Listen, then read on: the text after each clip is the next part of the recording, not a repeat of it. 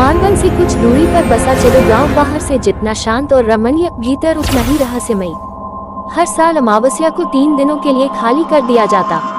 इस परंपरा को लोग गांव उपलायन कहते थे। कई वर्षों पहले अजीब घटनाएं होने लगी। बच्चों को किसी के पुकारने की आवाज सुनाई देती, औरतों को आंगन में साया दिखता और बुजुर्गों को अजनबी चेहरे दिखाई देते। तब एक साधु ने कहा कि ये भटकी आत्माएं आपके गांव में वास करना चाहती है। समाधान यही था, साल में 3 दिन गांव खाली कर दिया जाए।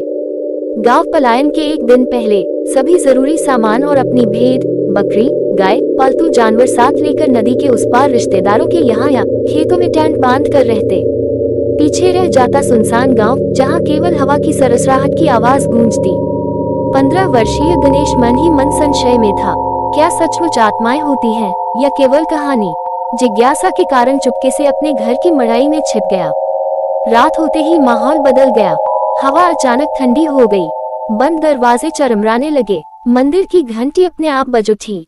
गणेश ने कांपते हुए बाहर झांका। धुंधली आकृतियां गलियों में टहल रही हैं, नाच रही हैं, कुछ पेड़ पर उल्टी लटकी हैं, तो कुछ अजीबोगरीब आवाजें निकाल रही हैं। एक आकृति उसके आंगन में रुकी।